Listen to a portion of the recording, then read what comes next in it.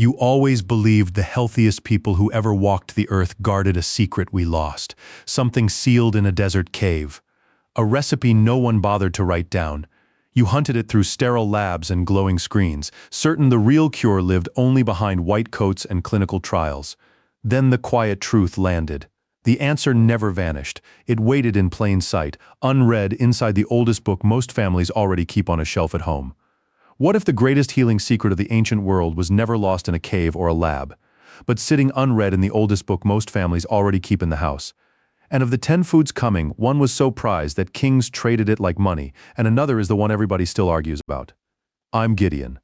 For the next stretch I'm walking you through 10 foods the Bible named thousands of years ago, the same ones the hardest working people of the ancient Near East actually lived on. This is not spiritual poetry alone. For every food you'll hear the verse, how they used it day to day, and the modern clinical data that now locks in beside it. Scripture first, then the lab. Number 8 ranks among the most nutrient-dense foods ever studied. Cancer researchers keep circling back to it. Number 10 has to be handled carefully. The Bible itself speaks with two minds on the subject. We start with the one substance that did the work of a whole cupboard in the ancient world, what they called liquid gold. Olive oil appears in Scripture more than 140 times. Kings were anointed with it at their crowning. Wounds were packed with it in the field. In the parable of the Good Samaritan, the traveler pours oil and wine straight into the injured man's cuts, not as empty kindness, but as real first aid that cleaned, soothed, and sealed the damage. That was daily medicine and daily fuel. Modern trials now place the same oil at the heart of the Mediterranean diet. Across hundreds of studies, it tracks with lower heart disease, lower cancer risk, quieter inflammation, slower cognitive decline, and longer life. The standout compound is oleocanthal. It blocks the same inflammatory pathways ibuprofen targets, yet arrives in food form. One fresh spoonful delivers a measurable dose. The catch is quality. Ancient presses ran cold. The oil stayed cloudy, unfiltered, alive with antioxidants and vitamin E. That is not the clear liquid sold in plastic bottles today. Heat and refining strip most of the power away. A daily spoonful, a cooking drizzle, a rub on the skin, that single habit replaced half a medicine chest. But if olive oil was liquid gold, the next food was heaven's own antiseptic, and it still doesn't spoil after 3,000 years. Scripture calls honey good. Proverbs says, eat honey, for it is good. Song of Solomon drips with its sweetness and life. When Jonathan tasted honeycomb, his eyes brightened, strength flooded back, thinking cleared. That was hard observation, not poetry. Raw honey kills bacteria that resist modern drugs, including MRSA. Contact with tissue releases hydrogen peroxide.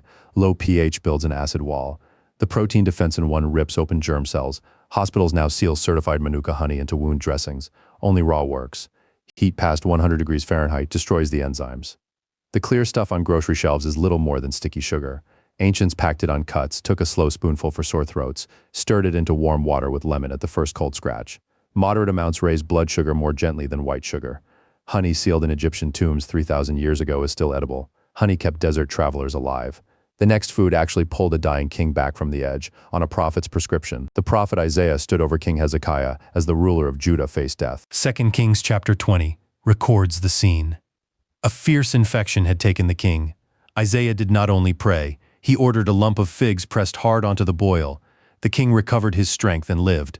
Modern science unpacks the prescription. Figs hold the enzyme ficin, it breaks down dead tissue and aids wound closure. Sorolin and benzaldehyde show antimicrobial action against invaders. Fresh fig latex slows bacterial growth and helps skin mend cleanly. The fruit goes far beyond wounds. Soluble pectin fiber feeds the gut bacteria that keep digestion strong. Figs brim with magnesium, potassium, calcium, and the full range of B vitamins. They form the multivitamin of a world without bottles. People ate them fresh for gut support and quick energy. They dried them to last the whole year. That ancient poultice is still understudied even today. Figs healed the skin. The next fruit kept soldiers and pilgrims breathing across hard country, the original energy bar. Date palms lined the trade routes and dry hills of the ancient Near East. Soldiers and pilgrims packed the fruit because it refused to spoil. Dense calories, steady minerals, sugar that hit fast when legs gave out. The date palm is named more than any other fruit tree in the Bible and the Quran combined. Not for looks, for survival. Glucose and fructose arrive wrapped in fiber, magnesium, potassium, copper, manganese, and B vitamins. Studies link regular dates to better iron status and bone support. Multiple clinical trials show women who eat them in late pregnancy have smoother, faster deliveries. Polyphenols quiet inflammation. Tannins push back against germs. The old habit stays simple. 3 to 5 for a quick lift, a clean sweetener, the first bite that still opens the Ramadan fast. Dates fueled the body. The next fruit was carved 200 times onto Solomon's temple pillars, and science now calls it the orchard's antioxidant king. Pomegranates hung from the high priest's robe in Mosaic law. 200 alone were carved onto Solomon's temple pillars.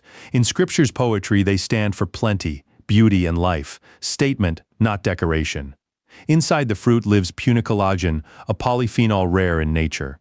The body breaks it into urolithins that quiet inflammation and send possible anti-cancer signals.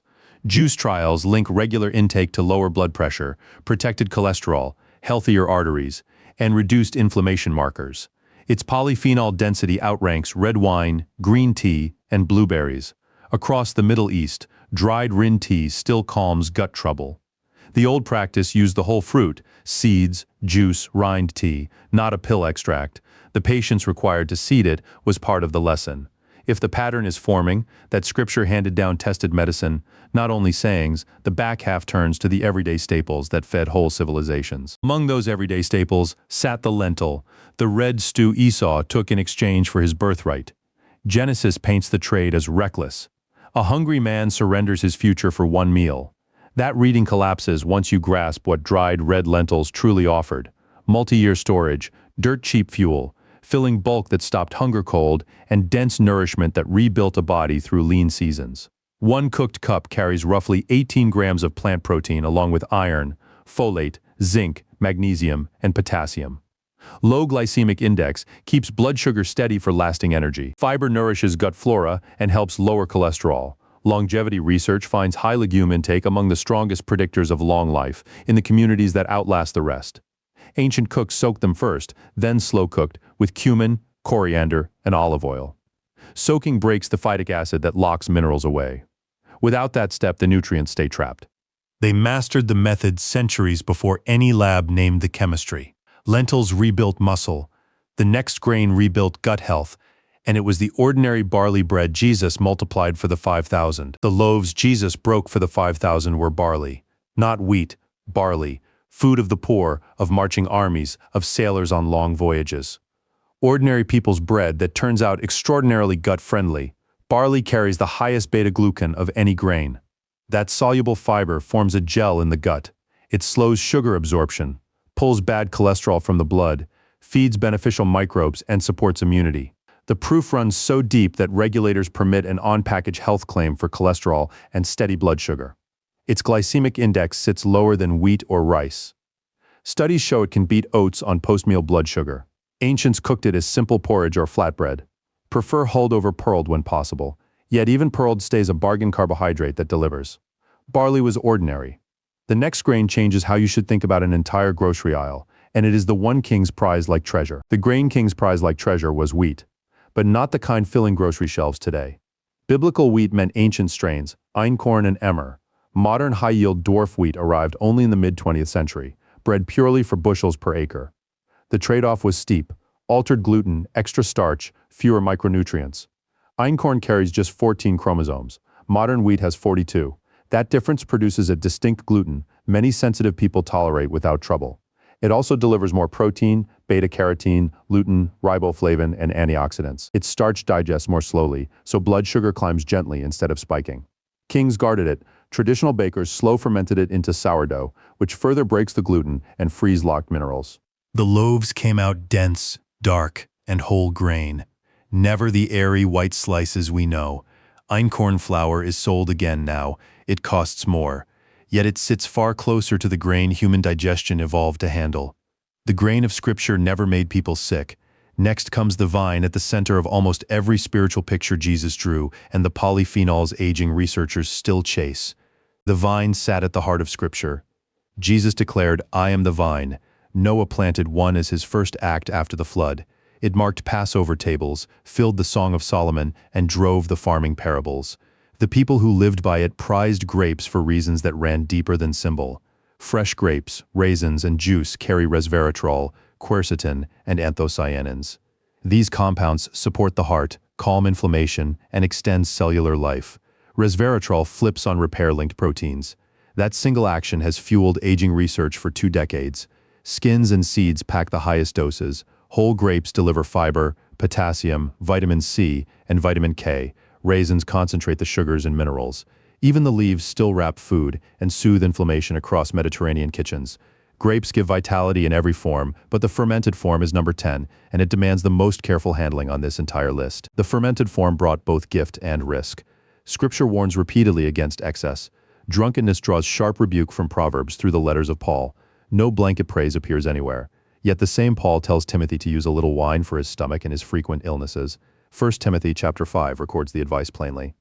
The Good Samaritan does not hesitate either. He pours wine directly into the wounded man's cuts as he tends him on the road. That act was antiseptic practice, pure and simple, not metaphor. Ancients largely drank their wine diluted with water. Studies show that mixture kills gut pathogens, including E. coli and Salmonella, better than the equivalent plain alcohol alone. In a world without any water treatment plants, wine-cut water stayed protective against common killers. Red wine polyphenols supply the next layer. Resveratrol and the skin tannins drive much of the effect. They help explain the French paradox of heart health amid rich diets. Controlled work links moderate intake to better HDL levels and less sticky clotting. Still, the word remains moderation, said twice. One small glass taken with food, diluted, shared at the table. Purposeful, nothing like the modern drinking culture that ignores every boundary. The people of the Bible stayed watchful. Science keeps confirming the wisdom they practiced. 10 foods, thousands of years of use. Now zoom out. Why did we nearly throw all of this wisdom in the ditch? Factories promised shelf life and speed. Whole foods got stripped for profit. Olive oil turned bland. Honey gave way to syrup. Barley and dates vanished into empty packages. We chased isolated compounds and nearly tossed the meals that actually worked.